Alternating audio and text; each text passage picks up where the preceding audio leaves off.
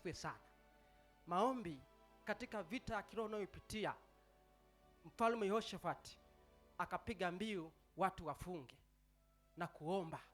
Na siku ile wamefunga na kuomba, Biblia inasema kwamba walipoimba na kusifu, Mungu akaleta watu wa kuvizia na kuzuia katika taifa la Yuda wasiweze kupigwa. Mungu akaingilia kati. Kuna nguvu katika maombi ya kufunga na kuomba katika vita vya kiroho.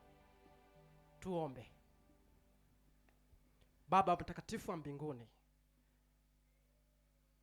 vita vya kiroho vinaendelea, na suluhisho kubwa ni kufunga na kuomba, ni kuimba, kukuimbia. Baba, tunaomba msaada wako katikati yetu. Tunaomba nguvu ya Roho Mtakatifu. Tupatie roho ya kuomba, roho ya kufunga, kukuhitaji katika maisha yetu. Tunakuhitaji Bwana katika mkutano huu.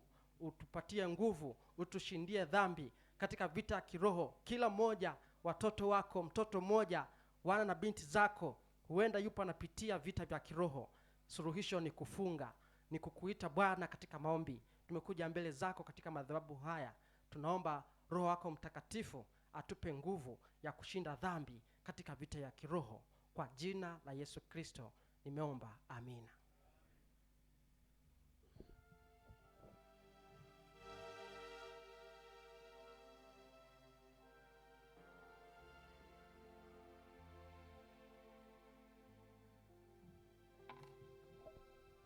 Bwana Yesu asifiwe. Mwambie jirani yako, jirani, o jirani, unabarikiwa na makambi haya?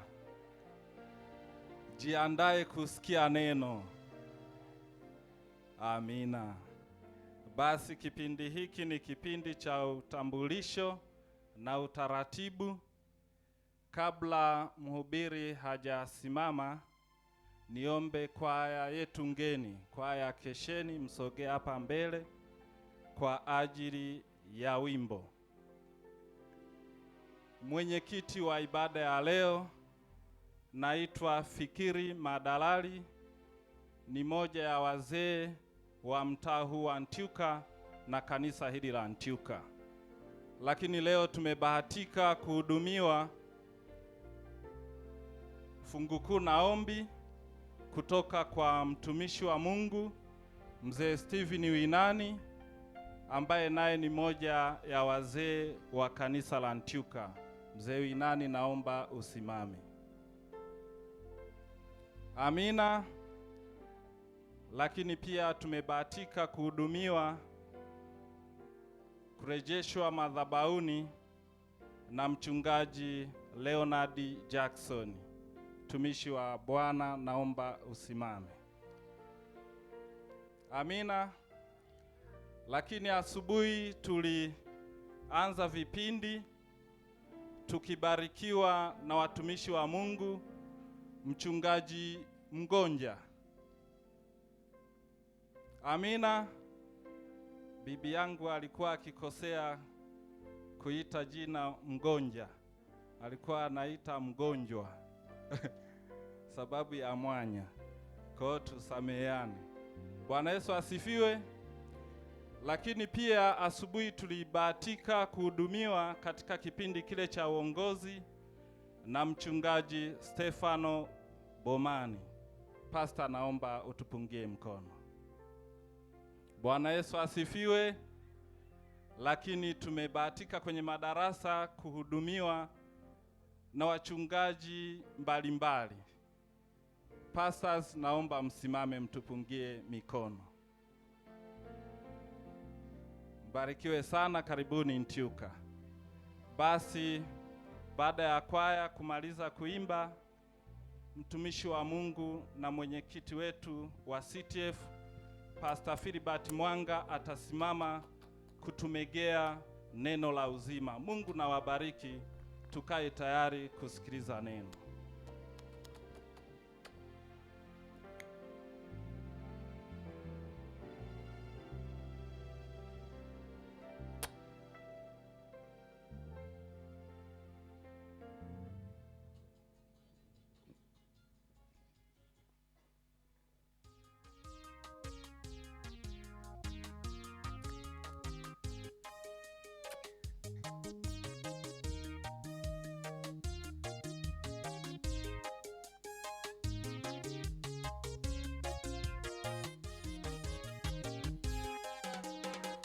Nyakati tunazoishi nyakati za hatari,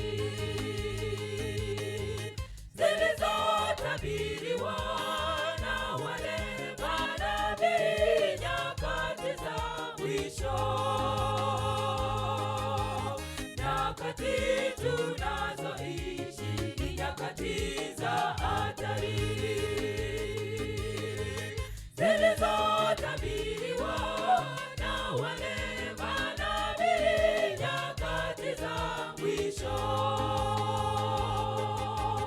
Jipeni moyo wapendwa, na tabu hizi ni za kitambo tu, hazilinganishwi na raha ile tuliyoandaliwa.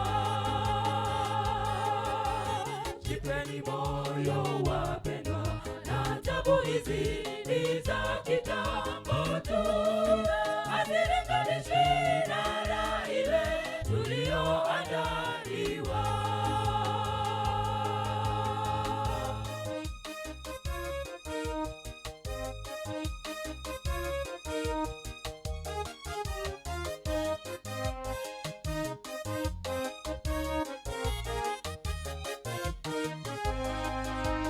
Nyakati tunazoishi uasi umeongezeka, suluhu hakuna, upendo watoweka nyakati za mwisho. Nyakati tunazoishi uasi umeongezeka, suluhu hakuna, upendo watoweka nyakati za mwisho. Jipeni moyo wapendwa, na tabu hizi ni za kitambo tu, hazilinganishwi na raha ile tuliyoandaliwa. Jipeni moyo wapendwa, na tabu hizi ni za kitambo tu, hazilinganishwi na raha ile tuliyoandaliwa.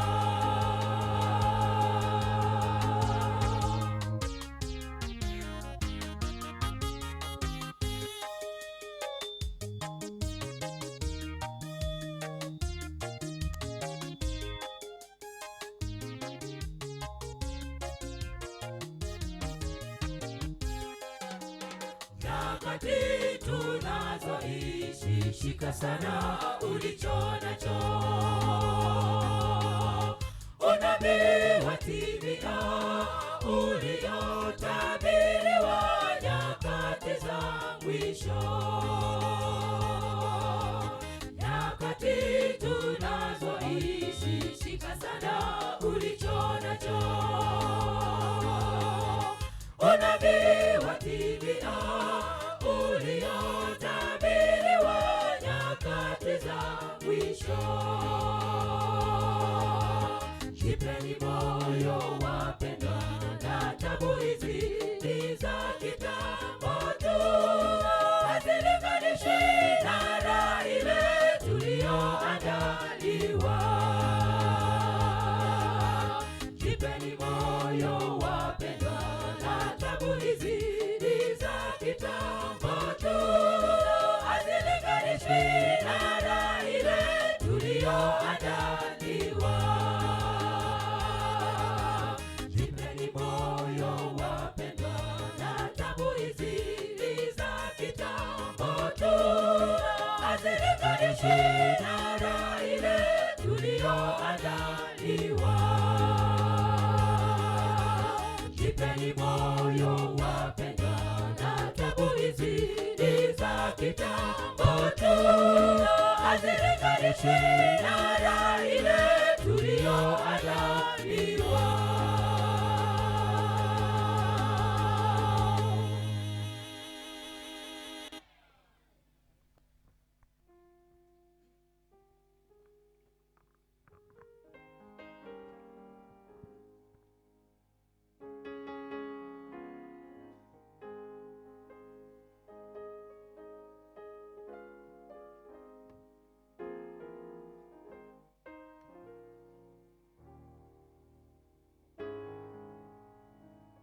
Basi Bwana wabariki sana waimbaji. Jamani, mnasemaje?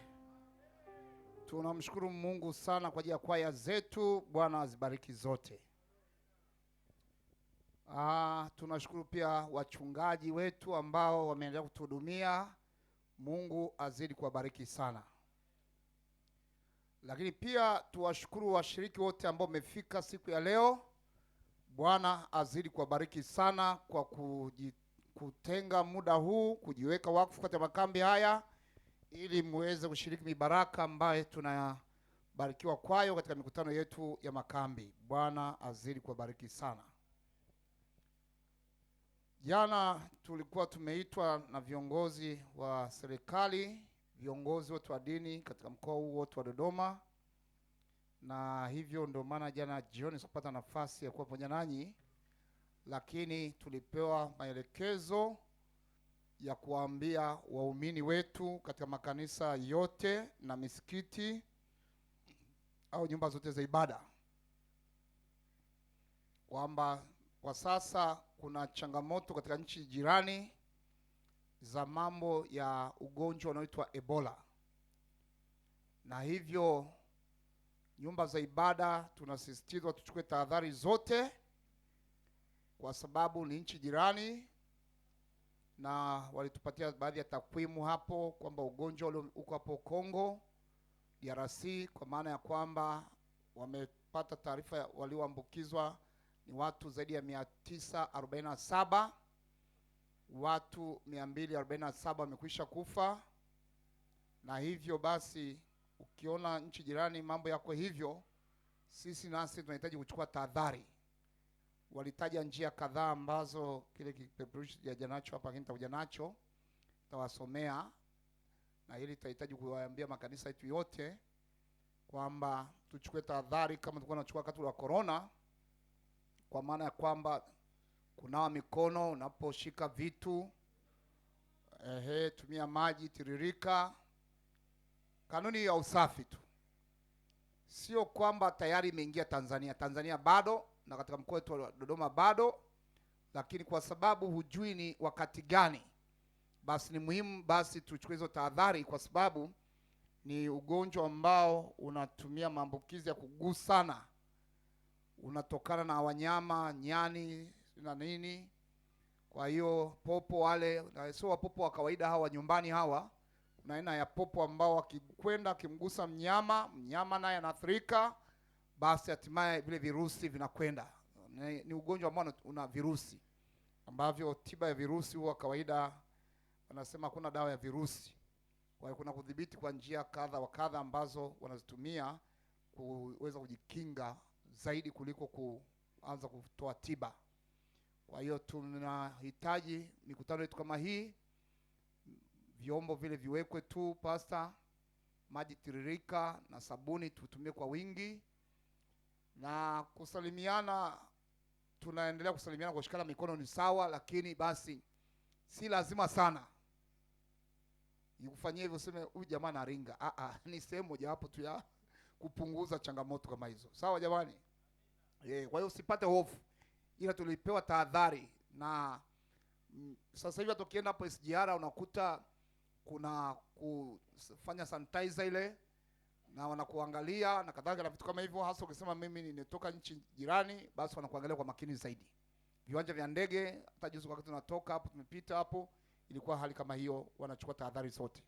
Tahadhari ni jambo zuri. Bwana asifiwe. Kwa hiyo mkipewa tahadhari sio utisho, bali ni swala la kuchukua nini? Tahadhari. Kwa hiyo tunaomba sana washiriki wetu, kuanzia nyumbani kwako, punguza migusano isiyo na sababu, kwa sababu wanasema kwa njia ya mate, damu, alafu maji yote yanayotoka katika mwili wa mwanadamu, hizo zote ni sehemu moja ya maambukizi ya haya magonjwa. Lakini kama mtu amekwisha ambukizwa, kimgusa, kama ni mnyama ambaye na hiyo changamoto kimgusa, ama ukila nyama ya hivyo vitu na vitu kama hivyo, kuna hizo changamoto. Kwa hiyo chukueni tahadhari kabisa waumini wetu, ili ya kwamba uanzie nyumbani, si tu kuanzia kanisani. Anzia nyumbani kwako mwenyewe, jikinge, kwa sababu huwezi kujua lolote linaweza kutokea.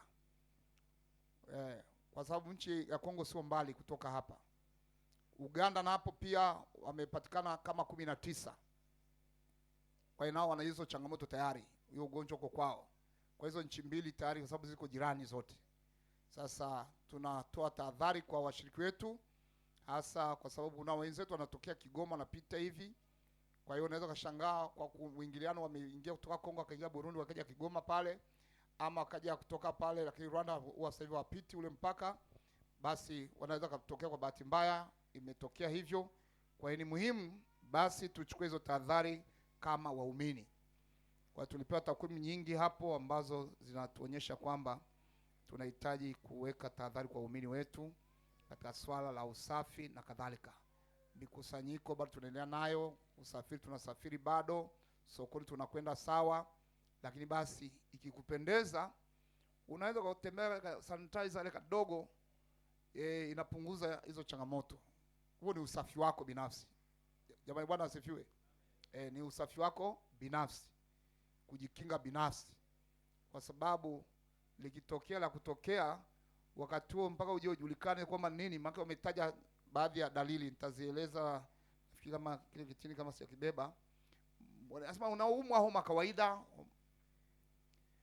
naweza ukafikiri malaria, viungo vinauma kama kawaida, unaweza kuita ni malaria haya, si mwili ukoje, vitu kama hivyo. Kwa hiyo ni vizuri ukiona dalili fulani uangalie, lakini tutakuja kueleza hizo dalili nafikiri kati ya kesho. Nitaangalia kama niliweka kwenye begi au niliweka wapi kile kitini changu ambacho nitakuja kueleza. Nitakuja kukiweka kwa sababu watatupatia maandiko haya, tuwaambie wachungaji wote, ili kwamba tuweze kuseminisha makanisa yetu na washiriki wetu.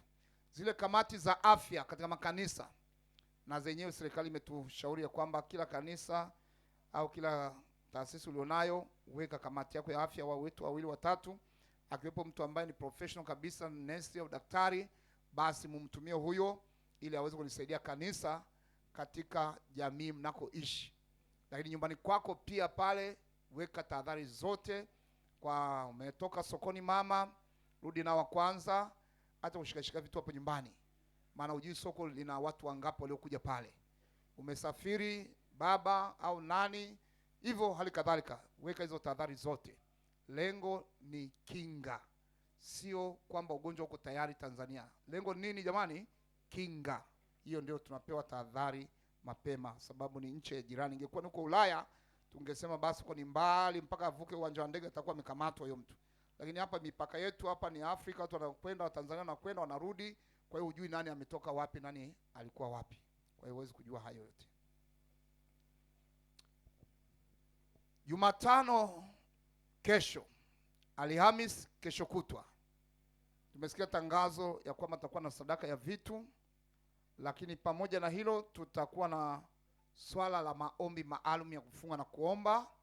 Endelea kuandika hapa. Nafikiri kesho nitapa shuhuda mbalimbali jinsi ambavyo Mungu anatenda kupitia mikutano ya makambi na katika maombi kama haya. Kwa hiyo niwatie moyo wote, kama mnaweza, kama una changamoto, basi utakuwa na shiriki chakula wakati tunaendelea na maombi. Kwa usije ukaanzisha mgomo na maandamano ukasema kwa nini tufunge makambi na tumechanga ila chakula chetu. Kula utakula.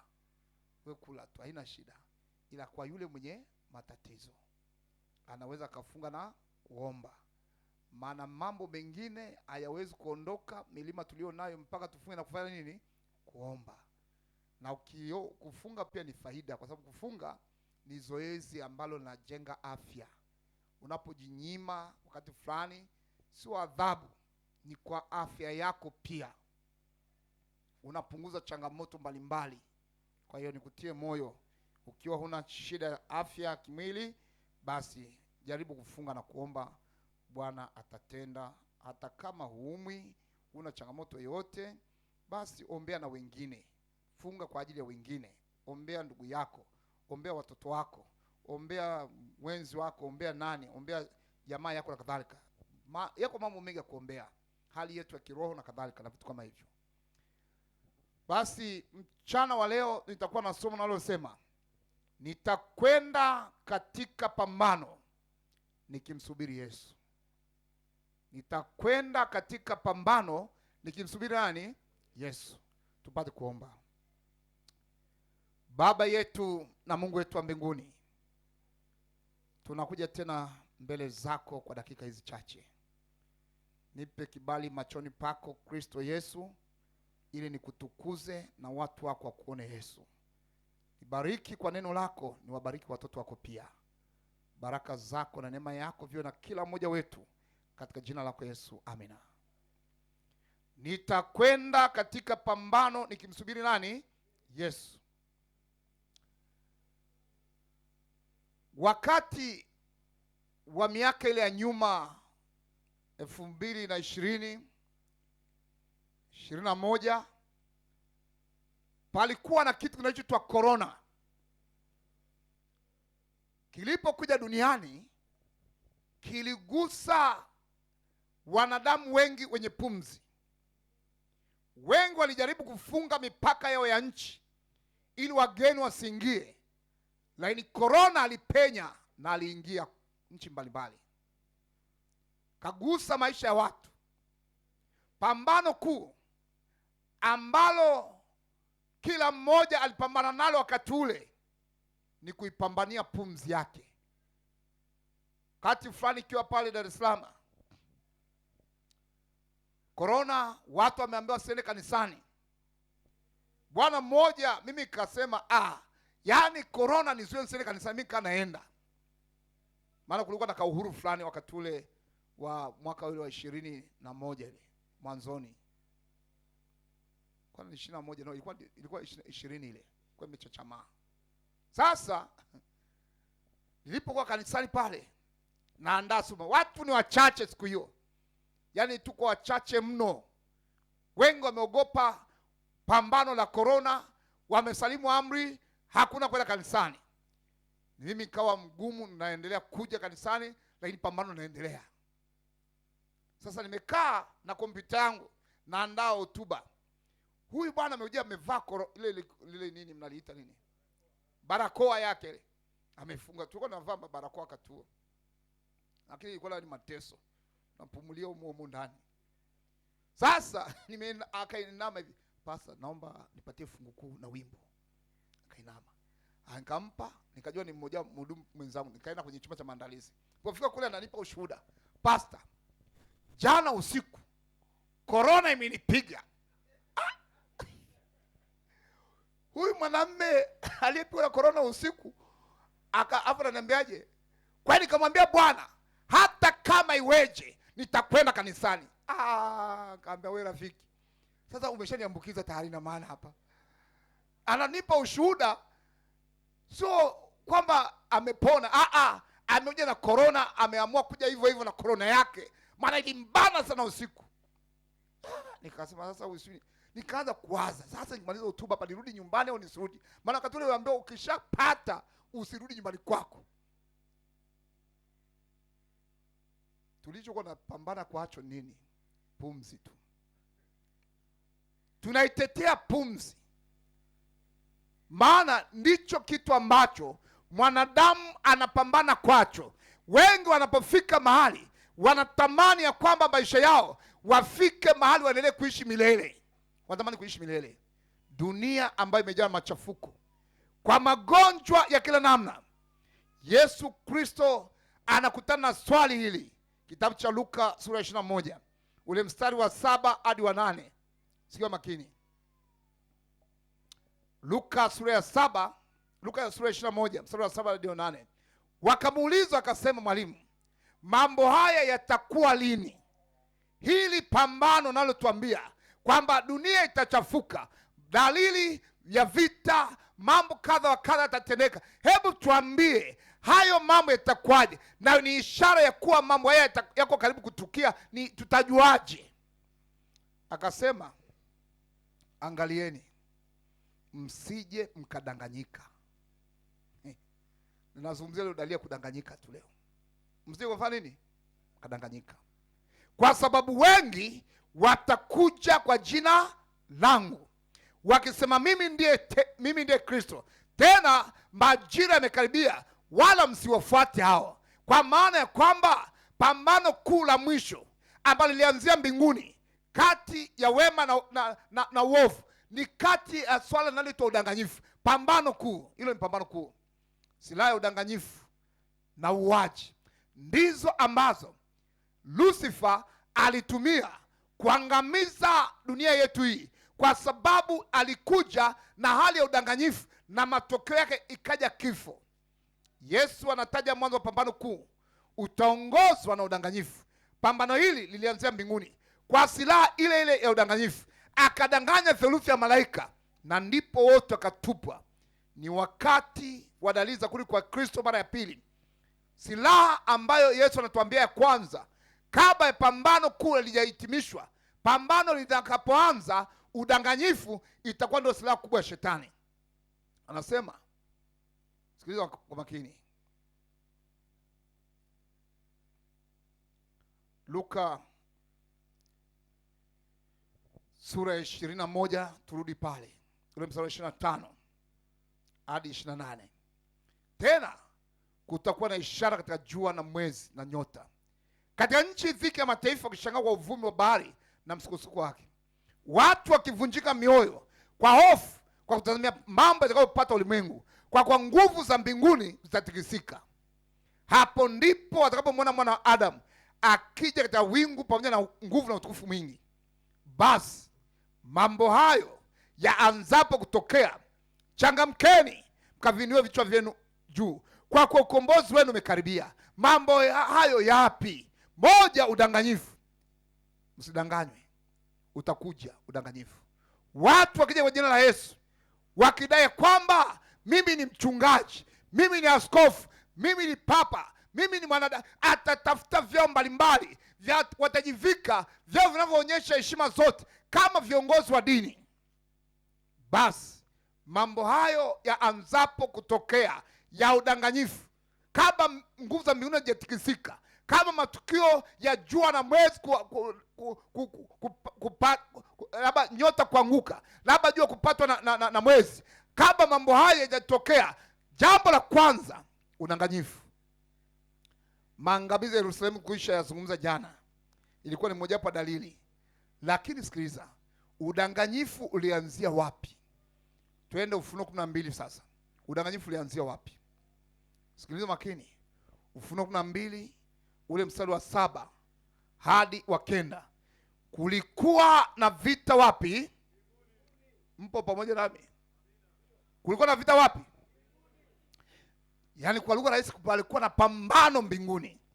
Mikaeli na malaika zake wakapigana na yule joka. Yule joka naye akapigana nao pamoja na malaika zake. Sasa usitazame vita hivi kama tunavyoona vita vya Uganda huko, vita vya Kongo wapi. Yaani ni vita ambavyo havipigani kwa silaha. Vita vya mawazo kati ya joka na wale malaika.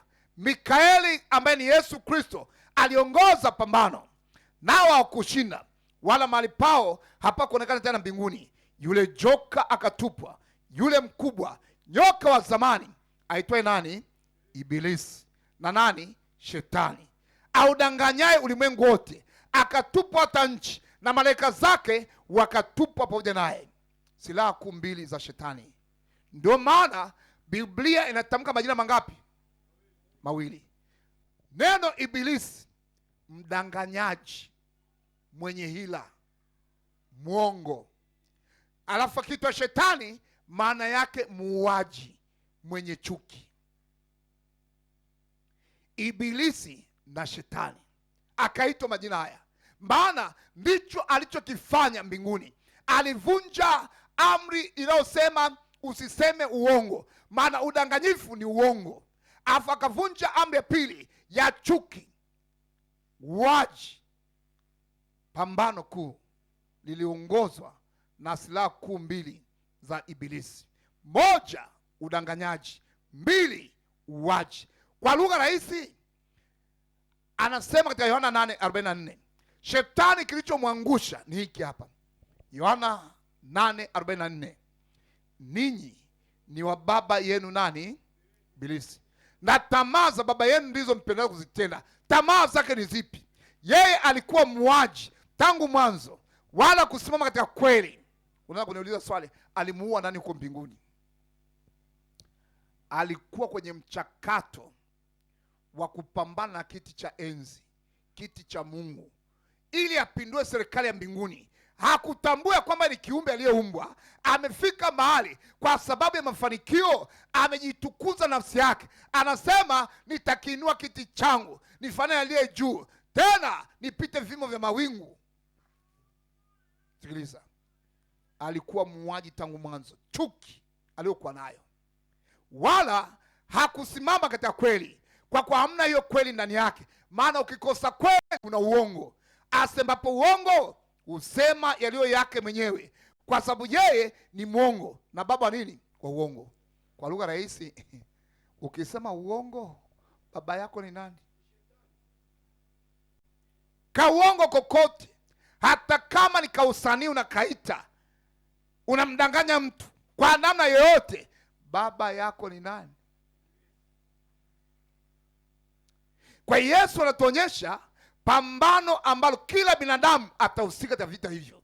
Kipindi ambacho hakutakuwa na dini wala dhehebu. Makundi yatakuwa mangapi? Mawili. Leo tuna madhehebu: Romani, SDA, Lutherani, Pentekoste. Tukija upande wa dini, Uislamu, Ukristo, Ubudha, hizo ni dini. Lakini katika nyakati za mwisho makundi yatakuwa mangapi? Mawili. Upande wa Mungu ama upande wa nani? Wa Shetani. Tofauti ni mbinguni, kwamba duniani tutatumia mfumo wa kiutawala wa kidini kuongoza mapambano dhidi ya binadamu wenzetu. Utawala wa serikali za dunia utakuwa wa mwisho, maana viongozi wa dini viongozi wa serikali watakwenda kupata mawazo kupitia kwa viongozi wa dini, maana ni kipindi ambacho Shetani anaongoza pambano kuu. Dhambi ilipoingia, alitumia silaha ya kwanza, udanganyifu, na ndipo kifo kafanya nini? Kaingia. Hebu soma Mwanzo 3. Mwanzo 3 mstari wa kwanza. Udanganyifu wa kwanza duniani, baada ya kudanganya mbinguni akapata theluthi ya malaika. Sasa dunia yetu, udanganyifu wa kwanza. Basi nyoka alikuwa mwerevu kuliko wanyama wote wa mwitu aliofanya Bwana Mungu. Akamwambia mwanamke, ati hivi ndivyo alivyosema Mungu, msile matunda miti yote ya bustani? Mabinti mlioko hapa sikilizeni. Ukiona kijana anakuja kwambia, ati dada, wewe ndio unaitwa Asha, mwambie, wala usimjibu. Usijibu wala. Ukiona tu neno ati, ni opener ya Shetani hiyo. Ati wewe ndio unaitwa Halima, wala usijibu. Ukifungua tu mdomo umeshafunguliwa kama soda, watakukunywa. Umeelewa watakatifu? Ati mwanamke akafunguka akamwambia nyoka, matunda ya miti ya bustani tutaweza kufanya nini? Kula. Lakini matunda ya mti ulio katikati ya bustani Mungu amesema msifanye nini? Msiale wala msiaguse, msije mkafa. Nyoka akamwambia mwanamke, hakika hamtafanya nini? Kwani hatufi leo? Udanganyifu wa kwanza.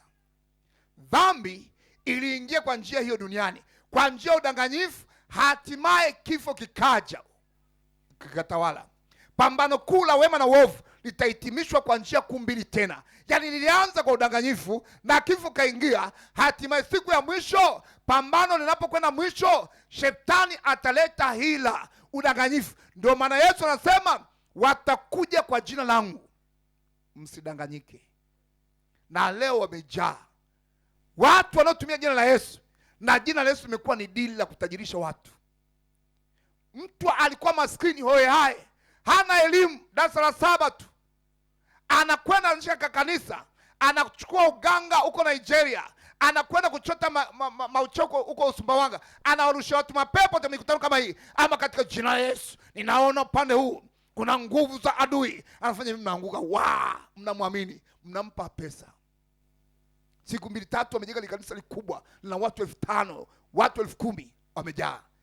Watu hawajui Yesu, miujiza yake ya kweli haijawahi kuangusha watu kama anavyoangusha watu leo.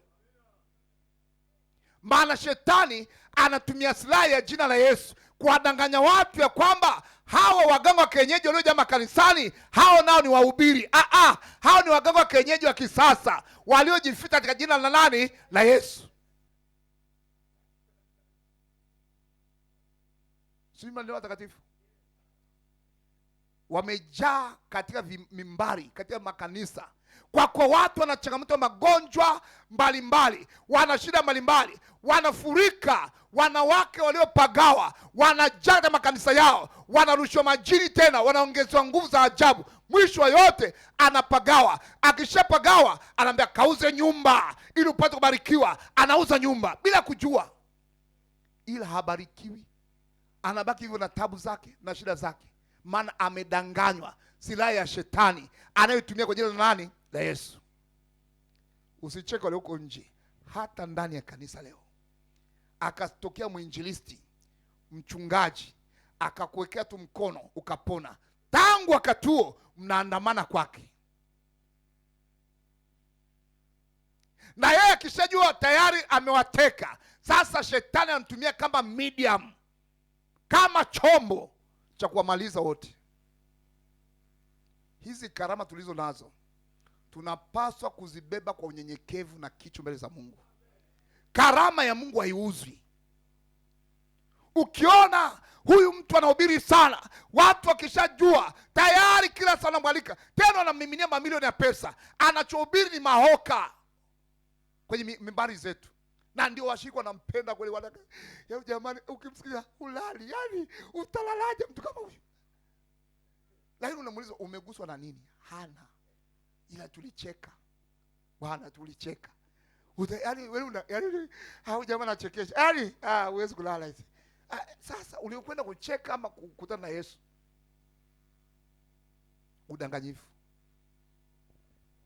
Ni pambano kuu. Siku za mwisho shetani atatumia kiumbe huyo kwa njia ya urefu mwingi, nyoka, kwa kuaminika kwa wachungaji, kwa viongozi wa kidini, kupenyeza udanganyifu wake. Mambo makubwa mawili watakayofanya: moja, kukanusha neno la Mungu, na mbili, kuchukua mamlaka ya utambulisho wa Mungu duniani, ibada. Badala Mungu kuabudiwa, wataabudu watu. Leo watu wanakwenda kwenye makanisa, wanasujudia viongozi wa dini wanaojiita mitume, maapostol. Huu utume wake unauliza ameutoa wapi?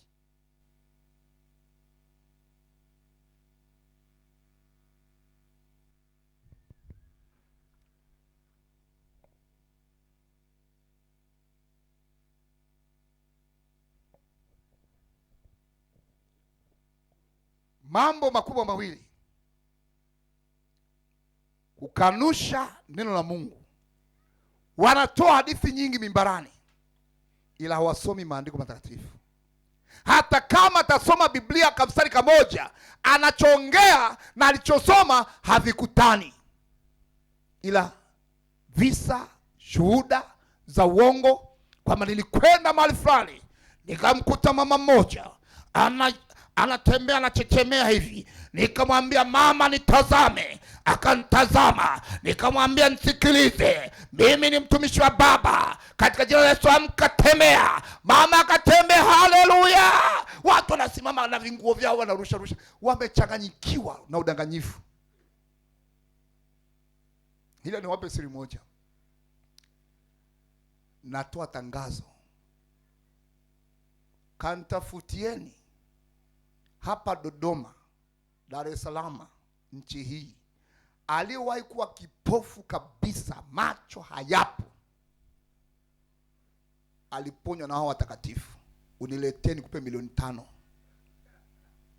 Natangaza kwenye mahubiri ya hadhara hivi, sijawahi kupata mpaka leo, narudia tena hapa kwenu ili mjue ni mazinga umbwe.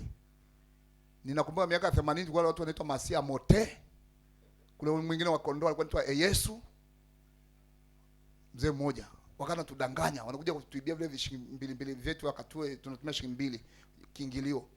Mwaka 82 naenda shuleni pale tunasoma pale, wanakuja na mazingombo yao.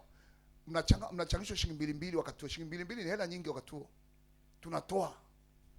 Alafu anatuanzisha mikwala ili tutoe hela wengi. Anakuja anachukua majani fulani hivi, yalikuwa majani kama ya rangi kama ya pinki pinki hivi. Anaingiza kwenye karatasi ya gazeti, analizungusha hivi, anaweka. Anamwambia weka, lelelelele. shilingi 10 za zamani zile. Yaani sasa kana najiuliza moyoni, akajomba ni kijana mdogo. Sasa huyu baba anakuja kuchukua shilingi 2 zetu za nini? Kwani asitengeneza kwake akawa nazo nyingi tu nyumbani? Ila anatuibia shilingi 2 zetu. Ila 10 hivi ya noti anavitengeneza vingi. Nikasema ningekuwa mimi yeye, ningevitengeneza vingi. Kumbe ni masiamote, lakini utapeli, udanganyifu, vini macho, mazingaumbwe. Tulimgundua mmoja kwa Muhindi, sio akaja pale shuleni kutudanganya. Sasa Muhindi naye alikuwa na mazingaumbwe, naye aligundua biashara hiyo. Akamchukua mwanafunzi wa kwetu mmoja, akampa ndizi. Akampa ndizi, ile ndizi za Arusha zile. Ndizi kubwa zile, kama ndizi Malindi zile. Akala. Kaambia, nipe ndizi zangu. Nimekula ndizi zangu, nipe ndizi zangu. Kama una nakutoa tumboni. Akamlaza pale. Kachukua pamba afu na kisu. Nipasue. Sisi tunaogopa. Hapana. Tunamkatalia eti asimpasue tumbo. Kumbe ili tunafanya hivyo, umeme tunapigwa bao hapo. Kumbe ndani ya pamba amefunga vitu fulani huko. Damu ikamwagika. Baadaye ndizi katoka. Ndizi natoka kwenye tumbo. Tunashangaa. Sasa kosa alifanya. Yale matakataka ya mapamba yale hakuenda nayo siku hiyo, akasahau, akayaacha. Yakatupwa asubuhi kwenye mti kama huu. Kuna mkuu fulani ukwepo alivyo shuleni. Sasa ndio tunapotumia takataka na kuzichomea pale. Sasa asubuhi Arusha wakati wa baridi ile, kuna umande. Zile pamba zikaloana maji. Ile rangi ikabadilika ikawa ya pinki. Na kati damu hata kiingia maji haiwi pinki. Tukagundua ni rangi. Alichoma na sindano rangi, tukaona kama damu. Wakati tulikuwa tujaonaga maigizo siku ya damu za uongo hizi. Tukajua tuliliwa. Tuliliwa. Vini macho, ujanja ulitumika. Viongozi wa dini watakuwa njia ya mawasiliano ya shetani kuwasilisha udanganyifu wake. Na ndio maana Ufunuo 13 anasema Mungu atainua nyakati za mwisho ufalme ambao utanena kama joka. Ufunuo 13 ni mamlaka ya kidini ambayo imefanya vita na watakatifu ikawashinda. Haisemi itapambana watu waovu. Hii mamlaka ya kidini hii inakuja pambana watakatifu. Kama vita vya mawazo vilikuwa mbinguni, hata hapa kanisani watatokea, watawabeba wengi. Huyu joka unaweza kutegemea kama atawashinda kwa njia mapanga. Kwa njia ya udanganyifu. Maana Biblia inasema atafanya miujiza. Yule wa Ufunuo 16 10 na ngapi? 14. Yule ambaye ana sura kama nini? Vyura. Unafahamu? Nabii wa uongo, unafahamu? Na yule mnyama wanakutana katika pambano kula nini? La mwisho. Lazima uongo uwepo, udanganyifu uwepo. Udanganyifu huu utateka hata yamkini walio namna gani? Wateule. Ukisimama na Yesu, ukamkumbatia Yesu katika mikutano kama hii kwa maombi, utakwepa udanganyifu. Bwana asifiwe. Ila ukijifanya mjanja wa dini, unahudhuria kanisani kwa kubipu, unasoma neno la Mungu kwa kubipu, na hata nikwambie, unapokuja udanganyifu hutapona. Maana Biblia inasema ana vita na watakatifu. Hana shida na walioko nje, tayari amekwisha wateka kwa njia ya ushirikina, uchawi na uganga. Ila anapambana na walioko ndani, wanaoitwa Kristo, wanaoitwa wacha Mungu. Paulo alitambuaje mamlaka hii ya Ufunuo 13? Soma Wathesalonike wa pili, sura ya 2, mstari wa 2 hadi wa 4. Paulo alionaje alipoiona hii? Wathesalonike wa pili 2:2 hadi 4.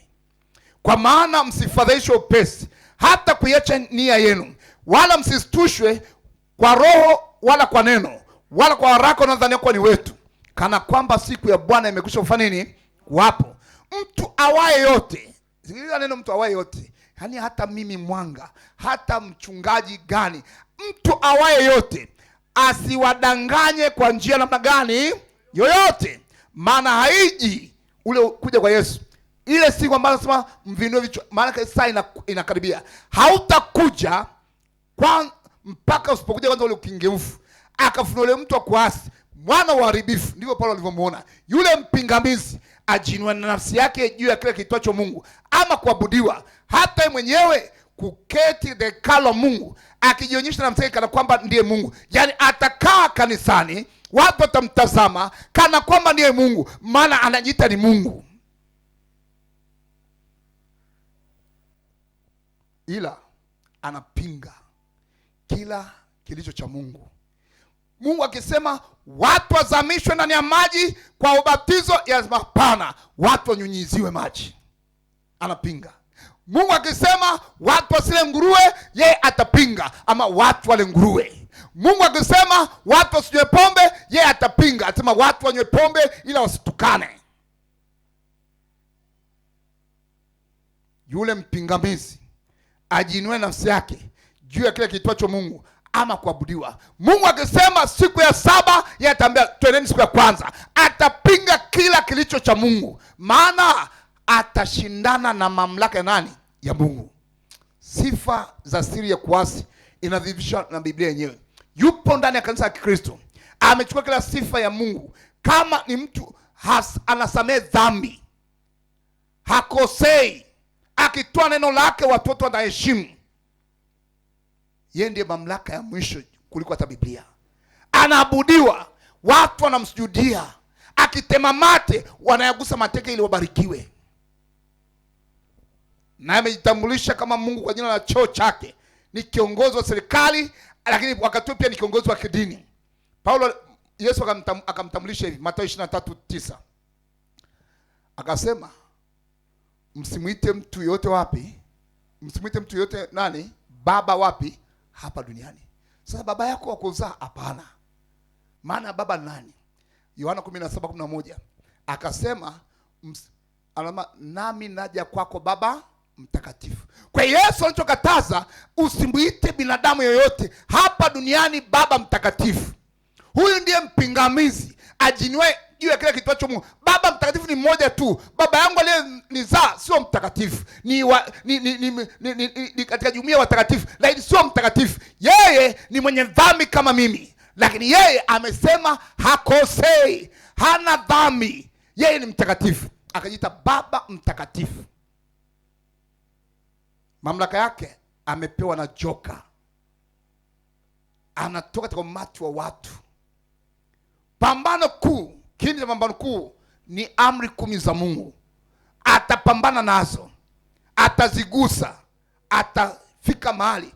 Kila mtu ambaye amemkataa Yesu atatekwa naye, ila wale ambao wamemwamini Yesu tangu kuchinjwa kwa kuwekwa misingi ya dunia, hao watasalimika. Kati ya joka na Kristo, kati ya mnyama na kanisa, kila mmoja ataweza pambano hili. Haijalishi unasali wapi, kila lazima uchague upande wa kusimama tangu mwanzo. Kumbuka kwamba mamlaka hii ya kidini ya mnyama Ufunuo 13 ni mwanamke aliyekaa juu ya mnyama mwekundu sana, ameshiba damu za watu. Kanisa linaloongoza nchi pia, lakini tena ni kanisa ambalo limetumika kumwaga damu za watu. Wakati wa pambano kula mwisho, Yesu anasema sikilizeni, mambo haya yatarudiwa tena, maana hakuna jambo jipya chini ya nini? Ya jua. Yaliyokuwako ndio yatakayokuwako, yatarudiwa tena wakati wa mwisho. Kabla historia haijafungwa, pambano kuu litarudiwa tena kati ya wema na nini? Na uovu. Maandiko yanaeleza wazi kwamba shetani akampatia kiti chake cha enzi, kwa lugha rahisi akampa mamlaka yote, na tena ataitiisha nchi yote. Hivyo hakuna mwanadamu ambaye hatahusika, kwamba una dini hauna dini, kwamba ni Muislamu na Mkristo, wote watahusika. Jaribio lolote la kubadilisha amri ya Mungu ni jaribio la kuvunja amri zote. Kukataa mamlaka ya Mungu ni kukataa serikali ya Mungu. Yaani kwa lugha rahisi, huyu mnyama Ufunuo 13 ambaye anajiita Baba mtakatifu, maandiko yanasema ataonekana ndani ya kanisa, watu watamsujudia, na akitamka lolote ana uwezo kufanya lolote na watu wakatii, serikali zikatii na watu wakatii. Uchaguzi ni kuchagua upande mmoja tu, utii ama uasi.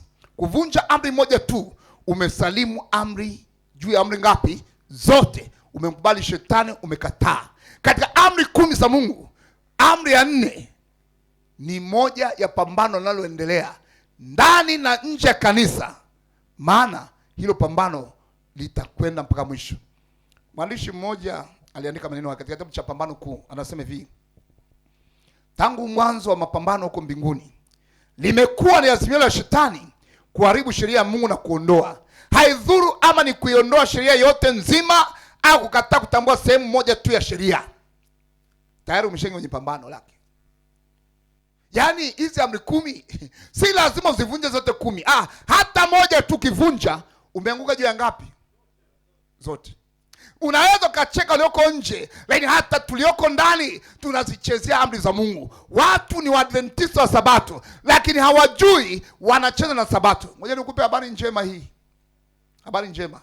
Sabato ya amri ya 4 ndio kiini kikuu cha pambano kula nini? La mwisho. Kwa lugha rahisi nikisema ibada kwa Mungu ndio itakuwa kiini kikuu cha pambano la. Maana shetani tangu mbinguni alitaka kuabudiwa. Ndicho kilichomfukuza mbinguni. Kwa hiyo akatumia udanganyifu ili ya kwamba apate watu wa kumwabudu. Alafu akataka kupindua serikali ya Mungu, kuua, ili ya kwamba awe ndiye mwabudiwa. Sasa hata wakati wa mwisho, ili ya kwamba mwabudu atagusa kile kinachomtambulisha Mungu kwamba yeye ndiye anayestahili ibada ya kweli. Ndio maana Waadventista wa Sabato wengi leo mnaonisikiliza hapa, mnaichezea Sabato, hamuitunzi Sabato, hamuishiki Sabato, mnafanya maigizo ya Sabato na mnaitwa wa Sabato. Ila saa inakuja, makundi mawili yatabaki. Walioko ndani wanatoka nje, wanakwenda nje. Walioko nje Mungu anawaingiza. Makundi yanakuwa mangapi? Apate masalio dhahiri.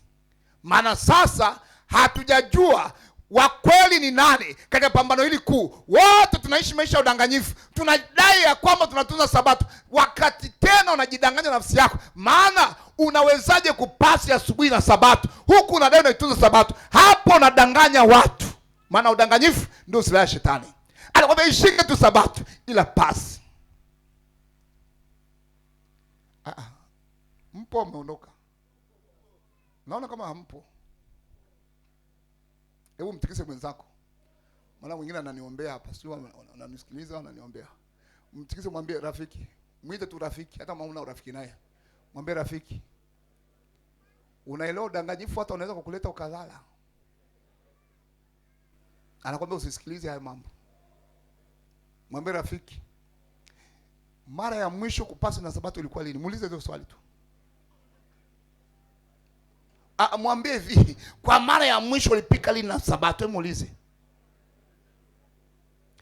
Muulize kwamba ulinunua vocha lini na Sabato, mwambie tu. Yaani ukadai kwamba nataka umpigie mchungaji ukanunua vocha na Sabato kwa kisingizio kumpigia mchungaji.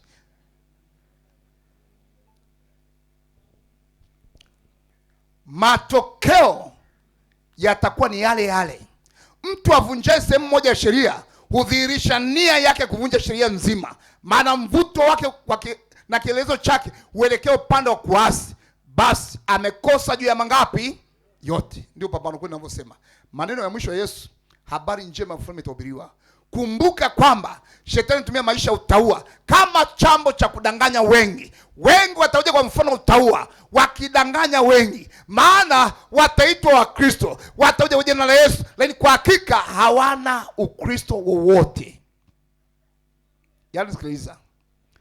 Tumejifunza juu ya hila za shetani. Amekuwa na desturi kujificha katika maisha ya utaua, huku akikana nguvu za nani? Za Mungu.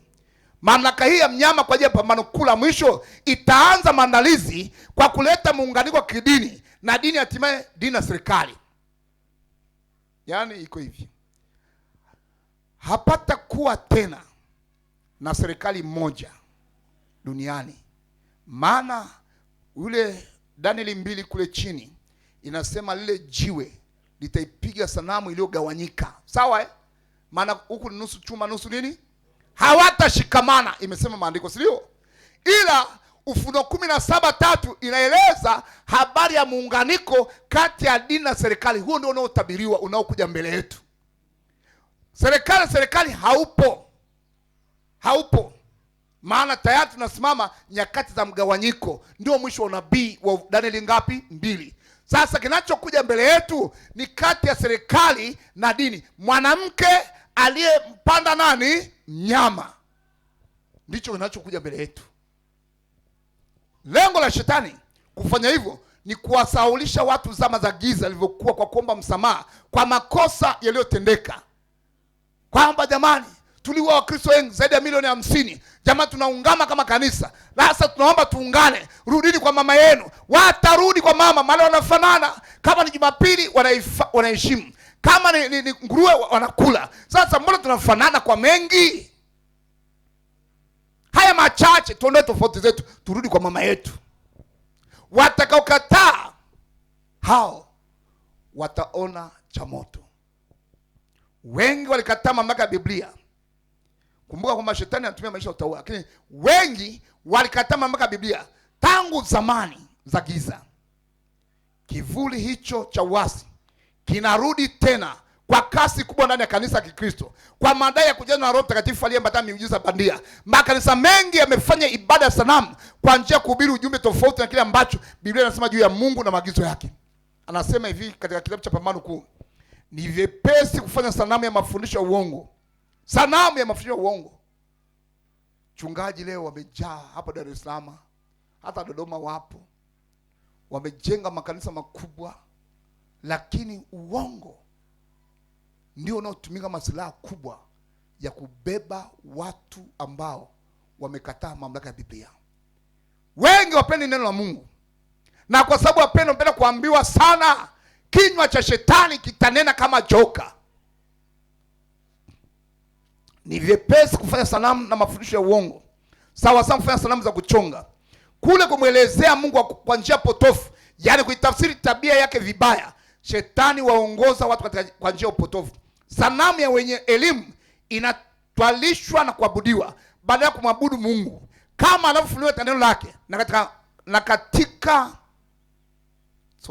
kama anavyofunuliwa katika neno lake na katika Kristo na katika kazi zake za kuumba kwa Mungu. Na wenye elimu, watungaji wa mashairi, wanasiasa, waandishi wa magazeti na wa vyuo vikuu vingi, hata hivyo vyuo vya kufunza mambo ya dini, anazidi Baali kidogo tu. Mungu jua ambaye ni Mungu wa Foinike, kama ilivyo siku za Elia, ataabudiwa kwa nguvu sana nyakati za mwisho. Mungu jua. Maisha ya udanganyifu itakuwa silaha kuu ya shetani. Hapo unapohitimisha, sikiliza Luka 21, turudi pale mstari 27 na 28. Luka 21 mstari 27 28. Hapo ndipo watakapomuona mwana wa Adamu akija katika wingu pamoja na nguvu na utukufu mwingi. Basi mambo hayo yaanzapo kutokea, changamkeni mkavinue vichwa vyenu juu, kwa ukombozi wenu umekaribia. Akasema, angalieni msije mkadanganyika, kwa sababu wengi watakuja kwa jina langu wakisema mimi ndiye, tena majira yamekaribia. Basi msiwafuate hao. Yesu anasema msiwafuate hao. Msidanganywe. Yesu amelirudia li jambo, msidanganyike. Maana wengi watakuja kwa jina langu wakisema mimi ni Kristo. Watadanganya wengi. Hajasema wachache. Manabii wengi watatokewa uongo na kudanganya wengi. Silaha kubwa ya shetani alianza nayo mbinguni. Theluthi ya malaika ikaanguka. Hao unaosikia vibweka, vinyamkera, mapepo, majini, hao wote walitupwa kutoka mbinguni. Theluthi moja malaika. Mtu mmoja akasema hiyo theluthi ndio Mungu anataka irudi mbinguni iliyopotea. Anahitaji kuwakomboa wanadamu hao.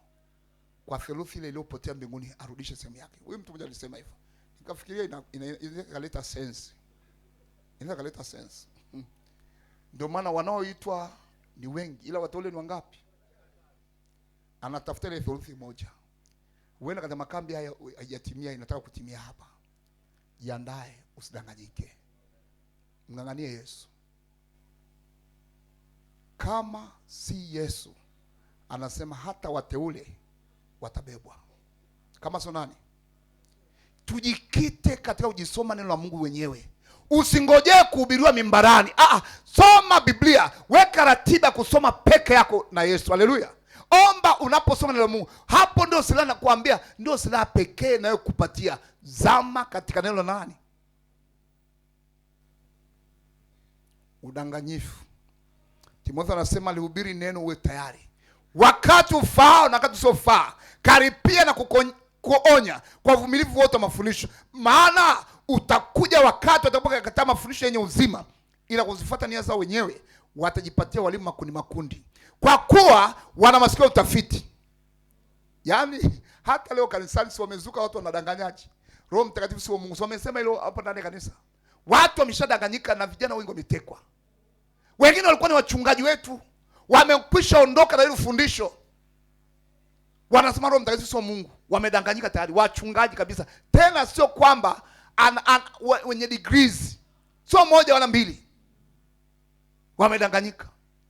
Wengine wamefika mahali wanasema wewe ulibatizwa kwa jina la Baba na Mwana na Roho Mtakatifu. Ulidanganywa. Njoo nikubatizwe kwa jina la Yesu. Yaani maandiko yako wazi, ila kwa kuwa hawataka kusoma Biblia, wanapenda mahubiri ya watu, mafundisho uongo. Anasema kwa kusikiliza mafundisho potofu watajipatia walimu makundi kwa kuwa tunawasikia nini ya utafiti.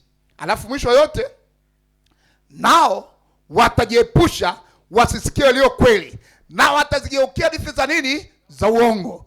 Timotheo wa pili hiyo sura ya 4 mstari wa 2 hadi wa 4. Wengi wataliacha neno la Mungu, watafuata udanganyifu. Kama usiposimama na Yesu, wengi watapotea.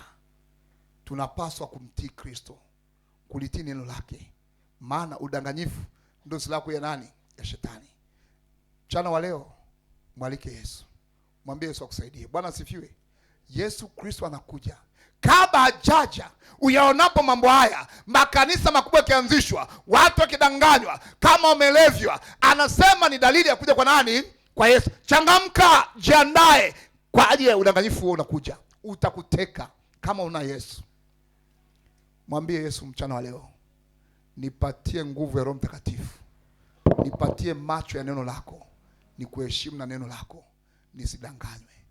Kristo awe kinga yako, neno la Mungu liwe kinga yako. Wangapi wako tayari kulipokea leo neno? Simama pamoja nami sasa. Napoenda kufunga sasa kwa ombi.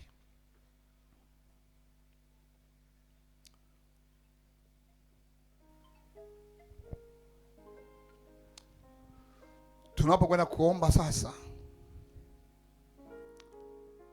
tafakari. Ni mambo gani ambayo mwanzo uliamini, leo huyaamini kama ulivyokuwa unaamini mwanzo? Mimi nikupe ushuhuda mmoja. Wengi waliamini ya kwamba kupika na Sabato ilikuwa ni dhambi, ila leo kwa kuwa na masikio utafiti wamedanganywa. Sasa wanapika sana na Sabato. Kwa nini? Mbona wengi wanafanya? Maana wengi, Biblia inasema wanaodanganywa ni wachache, wengi watadanganyika. Zamani ilikuwa ni kwamba mtu kwenda kununua mandazi ya siku ya Sabato alijua ni dhambi, ila leo anatuma mtoto kwenda dukani ananunua, maana amekwisha kudanganywa. Bwana, mbona siku ya Sabato pale kanisani kwetu, mbona wazee wa kanisa wanatuma, hata wachungaji wanatuma? Kwa hiyo wengi wamedanganyika. Shetani atatumia viongozi kuwa medium of communication dhidi yako. Usifikiri anachukua wajinga. Yaani unayekuja tu kanisani, mtu ambaye hata Biblia hana, lesoni hana, alafu una kazi yote kanisani, alafu tu mwenyewe unakuja kwa kuchelewa saa 5 na unakuja ukishangaa akutumie wewe. Kila mtu ameshakugundua tayari ufai. Anatumia wale ambao ni key leaders, nyota zinazong'aa, ambao mnawaamini sana. Hao ndio anabeba. Ndio maana alimchukua nyoka. Hakubeba kila mnyama, akuchukua punda, alichukua nyoka mwerevu kuliko wanyama wangapi wote. Ndiye anayembeba huyo, mtumie kwamba huyo ndo anabeba wengi, ana attract wengi, anawavuta wengi. Na hata leo ulimwengu huu anachukua wale wachungaji. Hawezi kumchukua tu mchungaji ambaye hata ukiongea ueleweki. Jamani, Bwana asifiwe, punga mkono hivyo. Anachukua wale ambao tayari mmekwisha waamini, wakisimama kuhubiri sasa tukae vizuri tupate kula.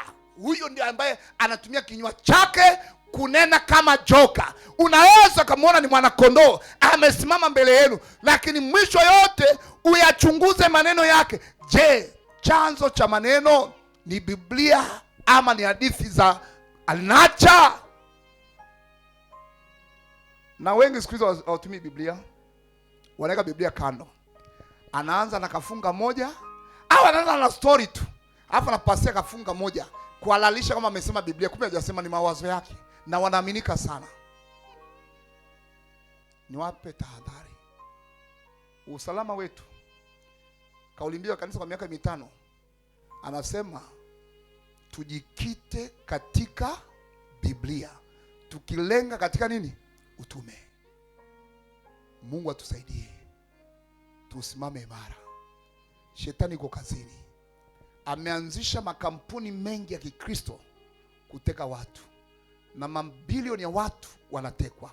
Maana watu wana magonjwa ya kila namna, watu wana changamoto mbalimbali, wana shida ya kiuchumi, na uchumi unakwenda kuwa mbaya zaidi. Na kwa sababu unazidi kuwa mbaya, watu wanataka utajiri, wanadanganywa na maombi ya utajiri, wanakwenda wanadanganyika. Watu wanaombewa afya zao huku, kumbe wanadanganywa ni mazingaumbwe. Anatiwa ganzi mwili, anafikia amepona, lakini kumbe hajapona. Lengo la shetani ni kukudanganya ili utoke ukweli, uingie hadithi za watu na upotee milele. Mwombe Yesu atusaidie. Bwana asifiwe. Hatuko salama kwa siku wala saa bila maombi, bila kulisoma neno la Mungu. Tumwabudu Kristo Yesu peke yake, ndiye tumaini letu. Binadamu hawa hawaaminiki. Siwaambia hata mimi mchungaji niliyesimama hapa mbele yenu msiniamini. Muamini nani? Maana leo nimesimama hapa, kesho nimegeuka, nimewavuta kwenda nje. Sio mnaelewa takatifu? Tunao wengi walikuwa ndani ya kanisa, wachungaji wengine, viongozi wakubwa, wametoka wameliacha kanisa kwa mafundisho ya ajabu ambayo hayapo ndani ya Biblia. Wameungaunga mafungu na wao wanafikiri kama ndio Biblia kisoma, kumbe anatumia. Maana hata Yesu mwenyewe alijaribiwa kwa maandiko, akamwambia imeandikwa. Yesu akamwambia na mimi imeandikwa. Kwa hiyo ili umshinde shetani si kwa kukataza shindwa. Shindwa hababaishwi na neno shindwa. Yeye anashindwa kwa jina la nani? La Yesu, na neno la nani? Huo ndio usalama wako. Huna neno utaondoka na hadithi za uongo utabebwa. Wale wote ambao wanasema mchungaji, natamani Kristo Yesu anisaidie nilitii neno lake, niwe msomaji, huenda nimepoteza hamu ya kulisoma neno la Mungu, kumbe udanganyifu unakuja. Naomba Mungu anipe hamu ya kusoma maandiko sasa. Nirudie sasa ile hali yangu ya zamani, nisome Biblia, niwe na mwongozo kusoma Biblia kwa bidii, nisome Biblia. Hebu nione mkono wako juu pamoja nami. Bwana wabariki sana. Bwana wabariki sana. Tufumbe macho tuombe. Baba yetu na Mungu wetu wa mbinguni, mchana wa leo tumesimama kwa miguu yetu, tunakuchagua Yesu na msalaba wako. Utusaidie dhidi ya ishara uliotuambia, angalieni msidanganyike. Ni kweli udanganyifu umekuja kwa jina lako. Watu wamejiita kwa jina la Yesu, wanahubiri jina lako, kumbe wanalitumia tu kama mradi wa kupata mapato. Wengine wamefika mahali wanauza maji wakisema kwa jina lako, watu wanatajirika, wengine mafuta, wengine vitambaa, na watu mabilioni ya watu wamewaandamia, wanazidi kupotea, wanakwenda gizani mbali sana. Hata baadhi ya waumini wetu wametoka, wameliacha kanisa kwa sababu ya udanganyifu huo. Baba wa mbinguni, ninakusihi utupe macho ya kiroho. Roho Mtakatifu, utujaze hamu ya kukutazama kwenye neno lako takatifu. Sisi binafsi, kila mmoja wetu amsha shauku ndani yetu ya kusoma Biblia baada ya makambi haya kuliko kawaida, ili Baba tupate nuru itokayo juu, tuepuke udanganyifu wa shetani.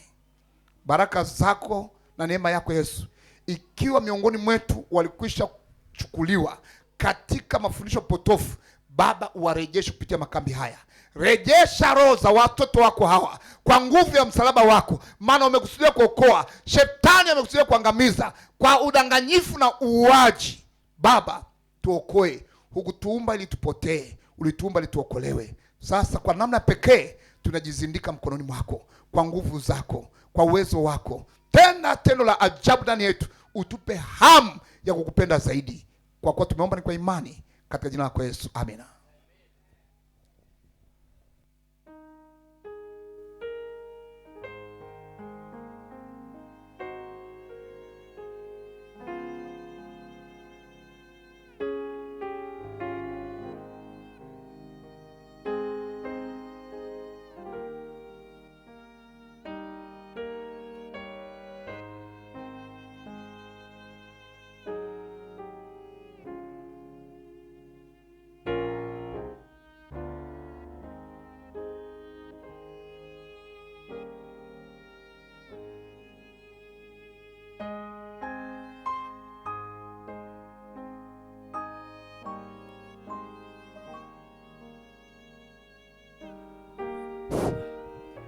Niombe tu baada ya ibada hiyo tutakwenda katika chakula.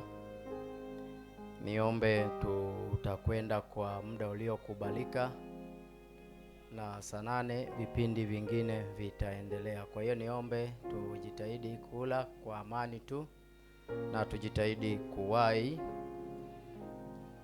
Vipindi vingine vitaendelea saa 8 hata kama muda wetu umekwenda, lakini ni kwa neema yake Mungu. Niombe matangazo machache. Watu wafuatao niombe mtabaki hapa, mtaonana na Kesi Limbe. Kuna mambo tu mazuri.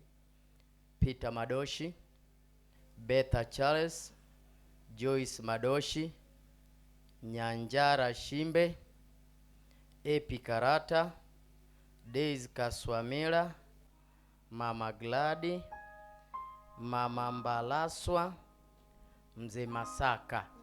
Hao mtabaki hapa. Kuna jambo tu dogo la kuongea na huyo mtu wa Mungu. Mtakuwa na maelekezo fulani hivi. Kwa hiyo niombe tu kwamba wakati huu tunapoenda kwenye chakula, kwaya ile ngeni kutoka Rorya mtatumia buffet ile kama kawaida. Kwaya zetu za kanisa kwa huku Chidachi, Chis na Nchuka tutatumia buffet ile pale. Tutaanza, sio tutatumia wote, lakini tutaanzia pale na washiriki wengine na waumini wengine pia na washiriki tutatumia ile buffet ya pale. Humu ndani kwa kanisa la watoto wafuatao pia